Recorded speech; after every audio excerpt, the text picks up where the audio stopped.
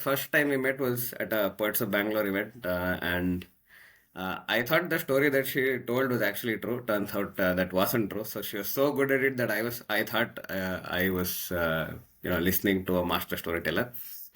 But Soumya comes with an interesting background. So typically, like myself, a software engineer and a poet. So that is one interesting bit.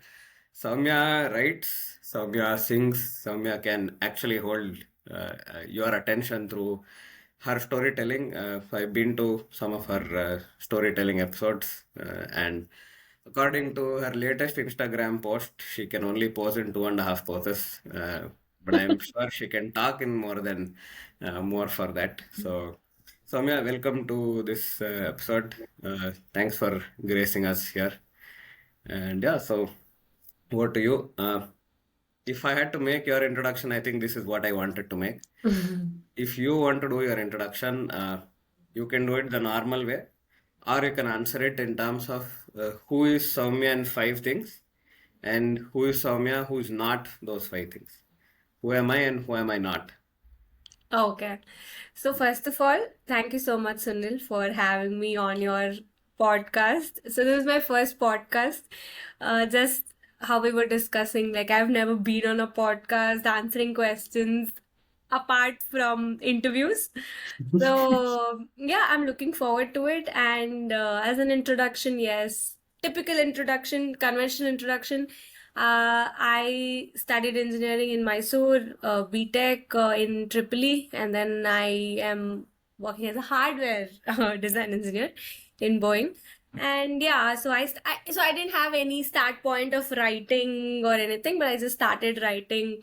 But I do have a start point for storytelling or spoken word poetry, which happened in 2023, and I'm so grateful I met such amazing artists through it, and you're one of them.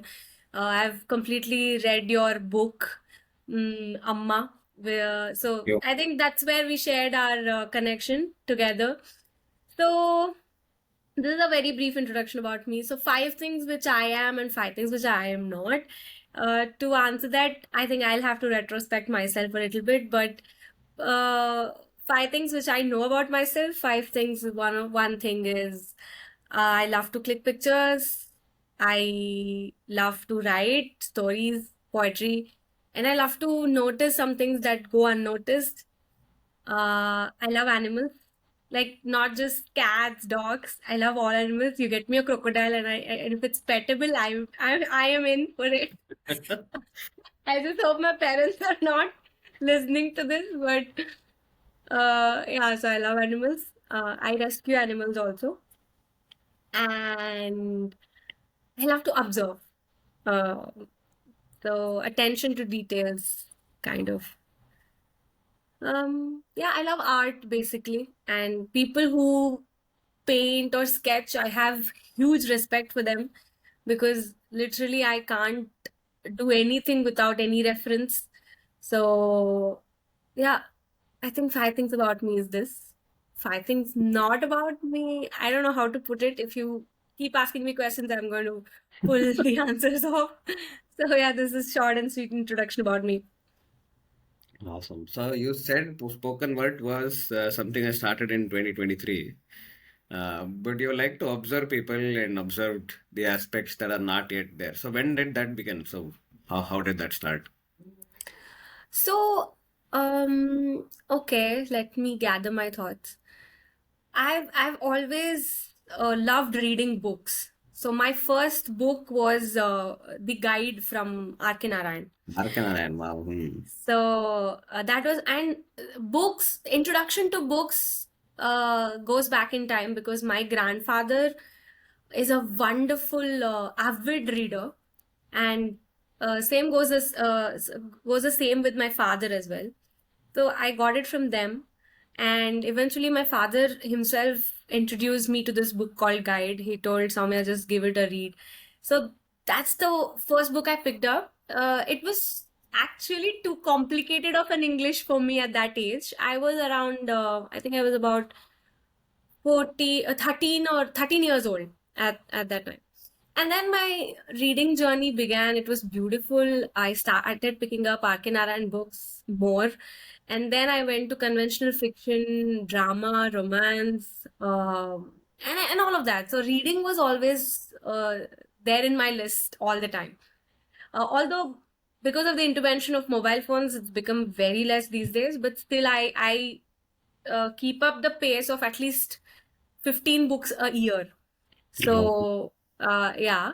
After that, I slowly realized during my 12th, when I was writing more of very normal, generic things. But when I showed it to people, or when my father, my brother, my mother read, they were feeling, okay, these are not some things that people actually observe. So that began, and in the beginning, I always had this thought process that okay, while writing, I have to use complex English, I have to use, um, ununderstandable English so that it becomes actual writing. But that was not true. After a year or two, when I was actually writing through the process, when I started writing a long fiction, um, that's when I realized, okay, writing is not about that. Writing is pouring all of your thoughts out, or writing is about something where you find a space that you cannot find between people or in the real world. So I started writing actually as an escape, and then now I write to embrace reality through fiction, of course, creating a real space for people that maybe happened in the future or maybe might have happened in the past. So yeah, I don't know if I answered your question. I think I went a long way, but that was That about is it. a beautiful thing. I think I will understand it because it's an author's space, right? So you Hmm. will sort of understand, read. Books are always a big thing. And I think Arkanarayan for me is also a personal favorite. I envy you a lot because typically you come from Mysore. Mysore is where Arkanarayan stayed, and sometime one of my interest is to come to his museum and look at that sometime soon. I don't know. You have to call me to Mysore. You have to host me there. So I don't know when you. Sure. But yeah, I think stories are a beautiful thing, and I think the way you put it there, very few skilled spoken word artists that I have seen make it as vivid a picture as yours. So compliment from one author to another. Thank you so much. Most welcome. But when you're writing, what happens to you? Uh, okay. So I do not uh, categorize writing. So I do not like, okay, this is romance, this is drama, this is thriller. I don't particularly categorize. So whatever comes to my mind, I just put it on a piece of paper, or because these days it's keypads more, I put it on the Google Notes or on my WhatsApp personal chat more. Uh, so, just for an example, to quote, for example, I'll be traveling from my office to my home. So, I'll be coming across some villages where people are sowing seeds, and there are dogs that are sleeping, the cows that are moving. So, I get this imagination, or that particular frame takes me to a third space where I'll be imagining a story among those characters that I came across. So I'll start putting all of my thoughts together, and if I want to present it to the world, or if I just want to put it on social media, that's where, of course, we present to the world these days.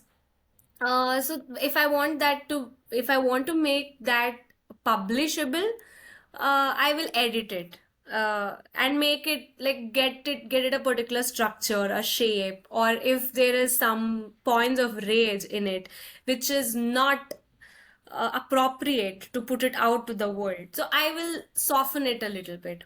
So all of that process goes through. But what happens to me while writing?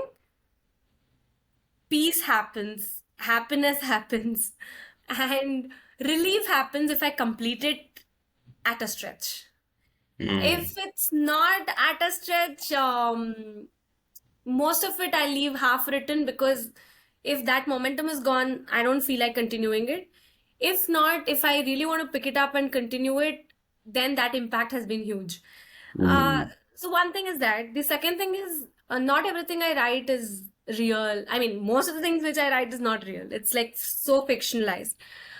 Because I like to fictionalize it as I don't want to put the raw experience right there. Uh, so yeah, it's like getting what you see, what you envision, and then put it together to make it a story or a poetry. Give it a structure when it needs or when it demands for a structure. So yeah, So that you're is it. not formally trained as a writer. You've not done your. So you are a B student getting into uh, Yeah. creativity. And also, I have a thought here. I don't know how many people relate to this or how many people resonate with this. But honestly, when a person writes or when a person is into writing, it's just verbalizing your thoughts in words, right?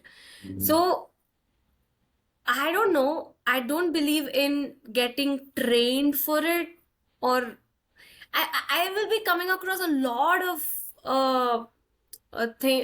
workshops, training for writing. Okay, I do get it that uh, people who like to write and who do not get their thoughts onto paper. Maybe, yeah, true. But somehow I feel, is it not a skill or is it not a talent that you are wanting to put there on a piece of paper or anywhere? Um, how can you shape it through somebody else's thoughts? So aren't you being trained um while you are losing your own thought process or while you're losing your liberty to present the way you want to? Because you are trained, because you are schooled, right? Okay, I don't know. I'm not able to structure my thoughts right here, but somehow I feel workshops, sessions, training for writing, for poetry, it comes with its own pros and cons, but I am not a trained writer. Yeah. I think very true. So you may not need structure to. I think I come from both sides because I train people in writing, or not rather Yeah, not you train do. because I inspire people to think that they're not writers. Uh, they are actually, or rather the other way around. I want to inspire people that the storyteller always exists. It's mostly the form that finally takes shape. It's only sort of enabling that birth to happen. That's how that space is. But yeah, you are very true. You cannot put a structure to what is unbound. You cannot put something like that. So from writing to singing. So how did that discovery come? Was that a thing where you from the first few years in school you were trained, or what happened with singing? Okay, in singing also, I'm not trained. I just started singing. So here as well, it's a generational lineage. My father used to sing. He's also not trained.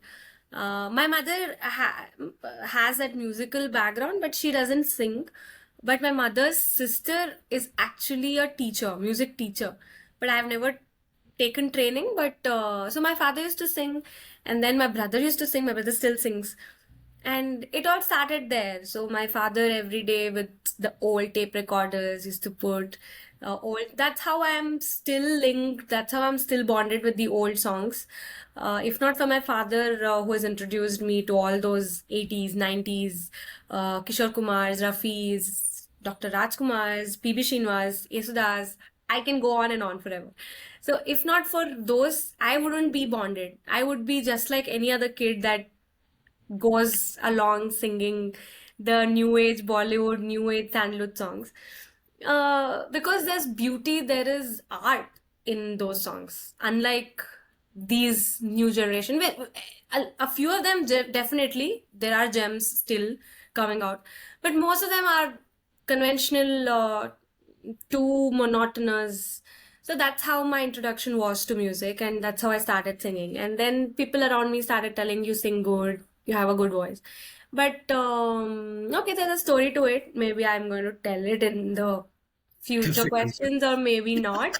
But I never got trained. So there's a reason to it, but I never got trained. But I still sing.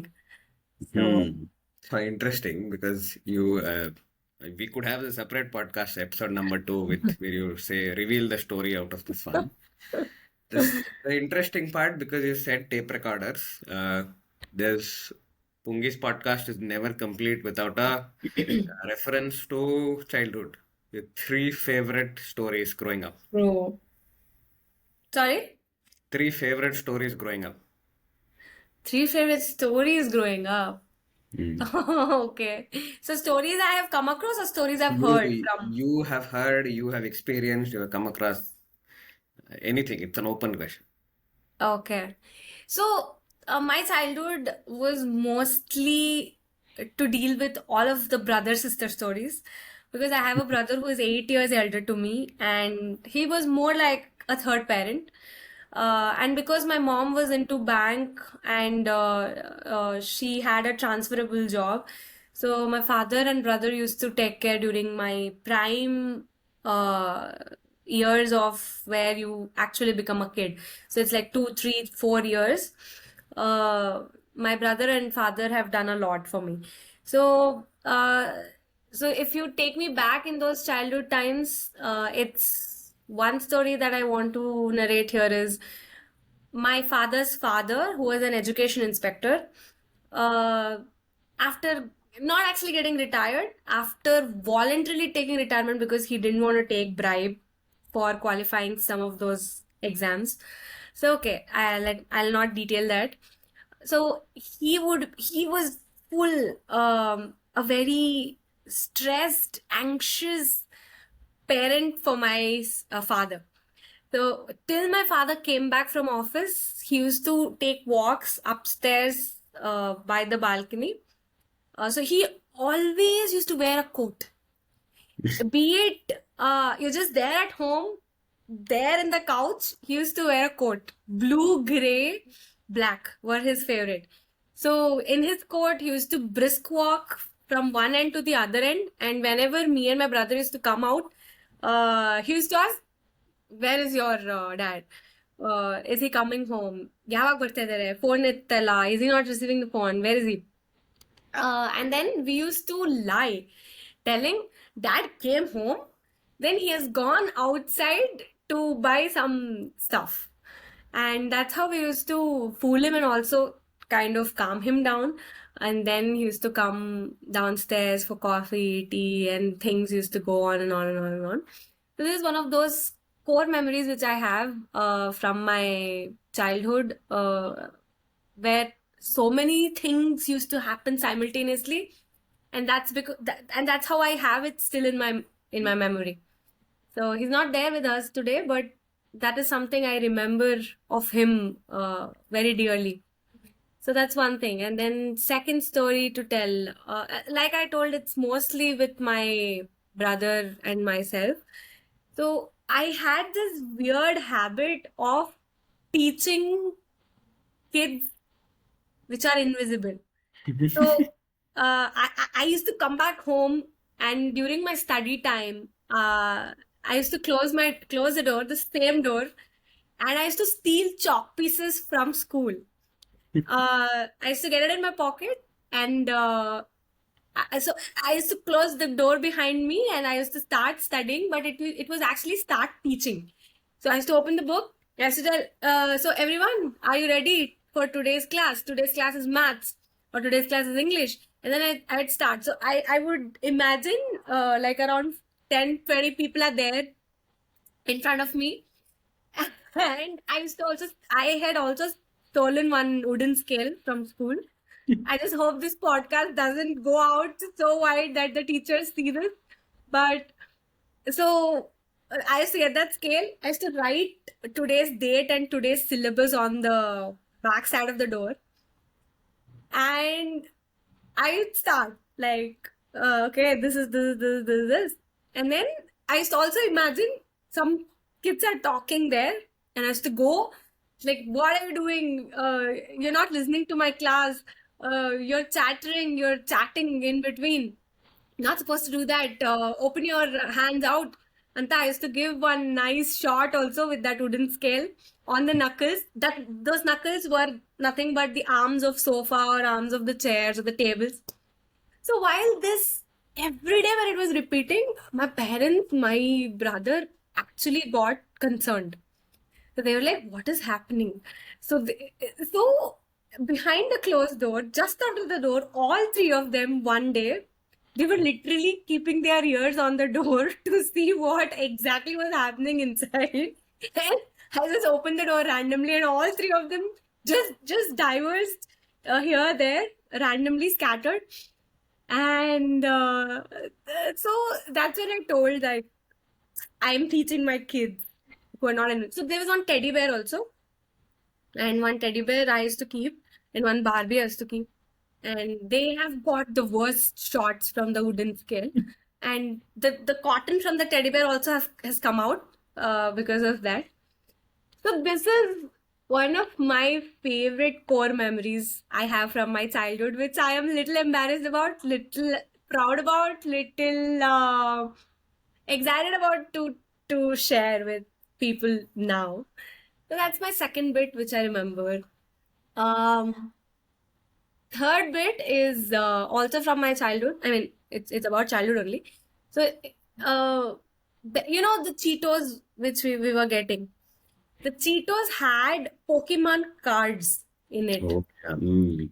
So, so I'm raised like a guy in my childhood because I was spending time with my brother more. So I was into watching WWE, WWF. I was into watching all sorts of sports. I was into watching all car race. I'm a huge car fan, and then I'm into watching. I mean, yeah, this Pokemon and all, and playing those cards. So, with that cheat, literally, I don't know how much chemicals I have in my stomach today because we have eaten so much. Like, it was literally like a Sara necklace of Cheetos I can roll around my neck, which we were getting home because we wanted that one specific card of the Pokemon. It was either Snorlax or it was Charizard, I think. So these were like powerful Pokemons, which we were giving ratings like 6, 7, 8. So it was a trade-off between my neighbor's kids and me and my brother. So my brother used to not go. He used to send me to the petty shop to get Cheetos. One is masala balls, one is cheese balls. In cheese balls, we used to get good cards, but we were not liking cheese balls because the taste was bland. Uh, but still, he used to pass that on to me because I'd like masala balls was his. So we used to get out all of those Pokemon cards and exchange with our neighbors for some money. And this was a secret with my parents. They never knew. They never knew till 3, 4 years later also. And when they got to know, my parents were like, what is this? This is so bad. This is like betting and things like that. So yeah, so that was my one of the still today. I think I can still pull out those Pokemon. So Terrible. also apart from the cards, the next series of Cheetos came with sticks which you have to assemble to make it into a Pokemon. So those are still there in the what is that showcase. Mm. So yeah, that okay. Thank you so much for asking. It literally like took me back in time to those childhood days where we were doing all of this. So it was really fun. Yeah. Interesting, So interesting. Yeah, so I think if you are already a WWE fan, cricket fan, I think you would have had very less uh, jaglas with your brother. The younger one, I think my younger one, oh, we had like crazy fights. So she used to always take the compass, right? So compass was her only ayuda. So there used to be remote, but no cell. The remote used to be put in some chakli dabba or some other dabba in the kitchen. And so in that there was also the Ajji element. Ajji wanted to see TV serials, so we wanted to switch it off. So me and my Sana used to there sort of work as a team. As long as when we get the remote, she wants to watch her ODs and cartoon. I wanted to watch cricket. So you would have not had that kind of a scene, but somehow it's always ended up being this. And one of the memories is she chasing me all across the road with a compass in hand, and me with the remote all across the road. So this was peak 3 o'clock, 4 o'clock in the afternoon, and we had done all of this. So sister brothers, if the brother is the elder one, and we have different tastes, then it's a different childhood altogether. That was also there. I mean, he was experimenting all of those WWF moves on me. And Chokeslam was his favorite. And I was really like tortured. I mean, I was also enjoying in between, but I was literally tortured so much that I had found a plan. The moment he came to experiment his moves, the moment after seeing the show, he'd come and I just scream, squeal, in fact. And my father used to come with that plastic bat to hit him. My father is such a gem that he's never hit his kids, but except that in these cases, just with a plastic bat. So my mother is all like, we do not have those hard hitters in home. Parents were not hard hitters. So yeah, those are also there. I mean, I used to start screaming without reason, and then the moment my dad used to come with the plastic bat, I used to laugh, and my brother used to know that this is all drama. So that was also there, but because we have huge difference of age gap, after he got into engineering and all, no, so there was so much fights. So I was actually telling him, take the remote, change some channels that I want to fight. And it's because we have 8 years, it was always 1/8 of a share for me. So if you get a dairy milk for the 5 rupees, I used to get only one piece. He used to get all of the rest because I have 8 years of age gap. So it was always like that. Even in the watermelon, be it a small slice of watermelon, just that one bit is mine. The rest is his because he has 8 years of age gap. But it's never that these days. I mean, the tendency, of course, changes as you grow old. You become more wise, you become matured, all of that. But still, at times, you feel the urge to go back in time and fight. That never happens. But yeah, we had that share of fights and also being together without fights. So fantastic. I think brother sisters relationship is another podcast altogether. We should have a 2 or 3. True. But one question: have you ever copied in a school exam, test, etc., etc.? Okay. So, I was a very frank student. I was a very Yeah, I can honest, understand that. Yeah. study student. I have copied. I will not say no, but it was very rare. I was always the helper for people to copy. And the worst part is, I had helped two people in my, I think, ninth or eighth. So we had that mock tests before the actual test.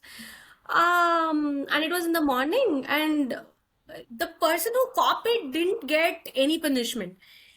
Because I helped, I got punishment. I was asked to stop in between. I was asked to go out. I was asked to remove the shoes, to stand on those cold slab kind of, it was there. So that was a horrible experience for me. But I think I've copied two, maximum 3-4 times. Oh my God.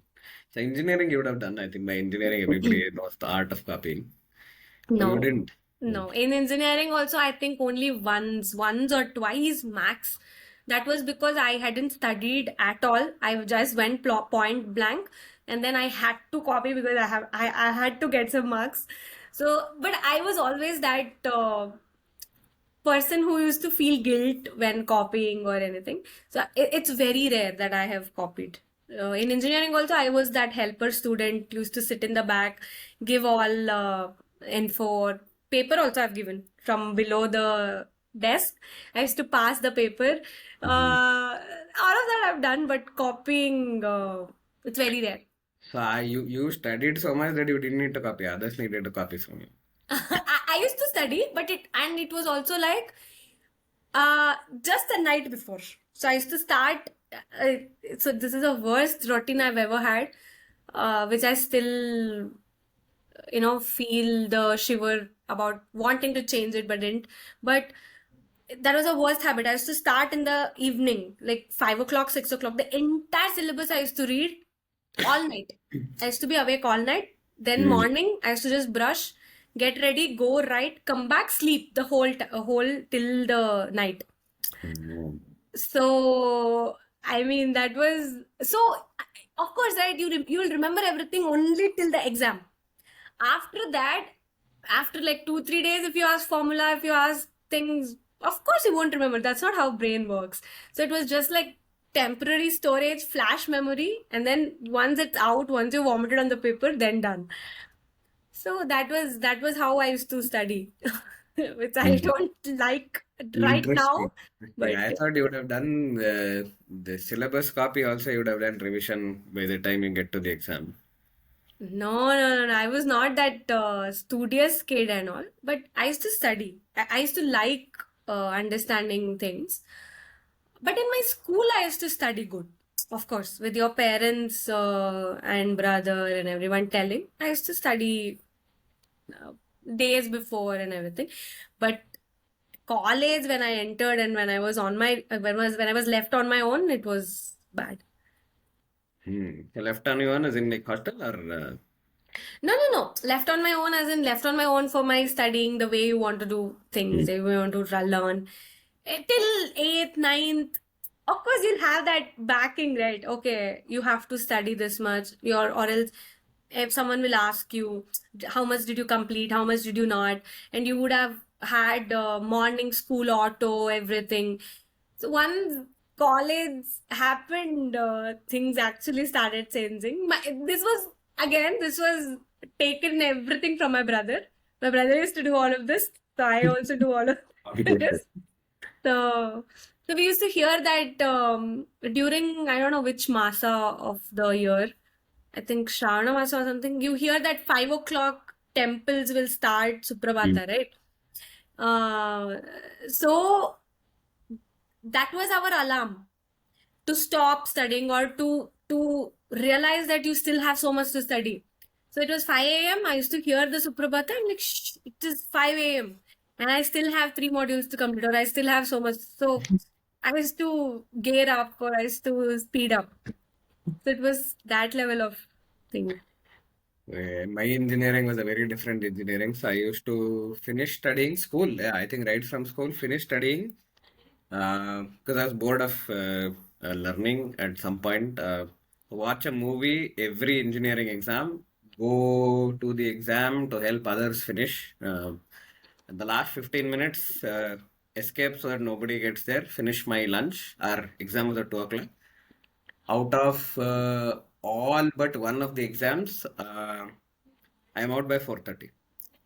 So 4:30 was the last. So 2 o'clock to 4:30 maximum with extra question answer done. Okay. First two sems, if somebody beat me in getting out the paper or giving the paper for the first, I used to feel sad about myself saying I've done this. And just to beat that, just to keep the streak alive, management, I left one exam, one entire module of this thing and saying, I'm so 10 marks I didn't attempt, and that fellow gave me 80. I don't know what shit I had written. So I just to keep that 4:30 timeline, I said I'm bored. I'll pass the exam. Anyways, I get FCB close. Okay. Mhm. I never went to the exam this thing. So mostly hall ticket, two pens, one scale, right from school. Okay. So never. It's not that I was a good studious student, but Very disciplined. I, uh, disciplined illa actually. So I I didn't even bother studying. I just went there, did the exam, came out, kind of a thing. So I slept in Comet K. All three exams of my Comet K, I slept. Oh my God. Okay. Don't ask my ranking. That's a different ballgame. We'll keep that a secret. It's a good secret to keep. So I don't want to jinx that because the podcast is about you. Hmm. Okay. So we'll Yeah. move to this point here, Samya. I want you to ask me a question. Any random question. Kuch bhi chalta. Okay. Yeah. So what was your prime need or what was that you felt in yourself when you started writing? Oh, it actually came to me just as is. So basically, started writing is that the question, or is it when I start writing? No, no, no. Started writing. Started, it was a random thing. I didn't even realize I was writing something. Ah. The only thing I realized was I was trying to find how do you ask Mirage in Kannada. My first poem was a Kannada poem. Oh, nice. And then after that, of the 7,000 plus, 15, 20 are Kannada poems. Rest all. Okay. This, so even before Rangitaranga's this thing, this thing came, I wanted to write in only of those tautogramish, I don't know, Kannadದಲ್ಲಿ ಹೆಂಗ್ ಕರಿತೀವಿ ಅಂತ. So same starting word has to be the same. And that's something I've always wanted to try, and somehow that never happened completely. English just happened. And poetry writing also, the reason I call myself Pungidasa is that it's not Sunil that is writing. Um, Something else comes and the writing happens from an outside source. So that's the thing. That's why I okay. call it like that. And yeah, like for you, you will understand because I can also see one scene and that's it, end of story. It's a poem, it's a story, it's something that comes by. And I have my own graveyard of unfinished poems. So I graveyard of unfinished poems. ಆ ಥರ ಎಲ್ಲ ಸಾಕಷ್ಟು ಆಗಿದೆ ಇದು. After almost 14 years in writing, I think I've crossed all bars of writing. Right. And none of those poems that I write that have a romantic angle are for anybody else. I keep telling people that the moment I find somebody, I will stop writing because then she will have a problem in saying, who have you written this for? So until then, the poems will continue to have that streak. That is the scene. Okay. Very interesting. So, Samya, I think this is still episode 1. We haven't yet, your singing, your aspect of, I don't know, 2.5 post modeling. I'm very bad at posing. So, But I've always been curious about one thing. So, what's your relationship with your earrings? I have observed that there is something there with Samya and earrings. What's the story there? okay, that's a good observation, but I love earrings, so any metro station I pass by, and that of course there are some stalls, mini stalls put by, right? So I make it a point that I buy something which is new. So I love earrings, be it jhumkas, be it any new statement earrings or whatever, but I don't want to spend more. So it's like 200, 300 max limit. Above that, I am like, okay, no, this is out of my league. But I have many. I think I need to buy one more case or a wardrobe full. So everyone around me will be telling. So there comes a point in life where you can leave your job and set up set up an earring store or set up an earring stall where you can where you can promote or sell all of your earrings. So yeah, I love earrings. So that is one thing. So good. So I score well on the observation points. But one possible last question for today's podcast. I know you have Okay. to jump to something else. Yeah. How do you read people? Read people. By the way they are with others, and by the way they treat others, and by the way their personality is. That's it. No other. So I believe in something that a person is a person when that person is same with some set of people, that person is different with the other set of people, then so your reading goes well. So how that person is. So I really hate the word judgmental, judge. So these days, for everything, the Gen Z people use that. Hey, I'm not judging. You can be open. So I really don't. Honestly, I have given up hopes on that word. So I don't like that word. But honestly, if you are reading a person, for me, it is with how he or she is with others and how he or she is with how they treat people. So that's it. Awesome. So are you a on-demand poet, on-demand singer? Because if you are, we can close this episode 1 with a song from your end. You've heard of invocation songs, but maybe this is a closer song, a closer play. Okay, sure. So just now my voice has become a little better, and like how, okay, this is for the audience. Like we have an audience, but like how Sunil just told in the beginning, this has been going on since a month or two. So we had planned way back because of my vocal cord inflammation, just kept postponing and little. I've become better now. So yeah, I will close this with. Any song suggestion or recommendation you have or request you have? Any Mohammad Rafi song, Kishore Kumar song? Okay.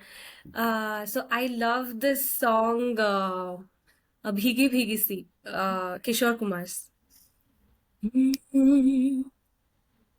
मेरी भीगी भीगी सी पलकों पे रह गए सपने मिला. Okay, so I also have this disclaimer that I'm very, very bad at lyrics. So I'll just catch up with the lyrics. I just have it here.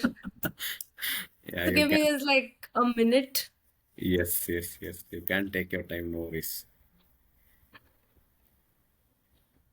So this happens even at home. I think I am the manufacturer of so many hybrid songs. I have So I'm that destroyed. person who sings wrong lyrics confidently. तुझे बिना जाने तुझे बिन जाने बिन पहचाने मैंने हृदय से लगाया पर मेरे प्यार के बदले में तूने मुझको ये दिन दिखलाया जैसे बिरहा के रुत मैंने काट तड़प के आहे भर भर के जले मन तेरा भी किसी के मिलन को अनामिका तू भीतर से मेरी भीगी भीगी सी. Done. Wow, thank you. Thank you so much. So I asked you a few questions. I took you back to your childhood. You took us back Yeah. to I don't know what era this was. So thanks, Soumya. Thanks for your time today. I know, and I still feel this is episode one, episode zero, episode 0.1, however you like to call it. Yeah. Felt so natural, so easy to talk to you, and I think that's always been the case with our conversations. Yeah. Then we should do this in Kannada. I think this will have a lot more of an Yes. audience in Kannada the next time. Sure. So hopefully our Saturday schedules will have to match. Your voice schedules will also have to match whenever that happens next. Really, really Sure. hopeful of that happening. So to the hoarder of Junkas, the crocodile pet lady, and yeah, to walking, talking radio machine. So all the best for whatever comes through, and thanks for joining us. And so if you become a celebrity, when you become a celebrity, we can always say Sunil podcasted you first. Thank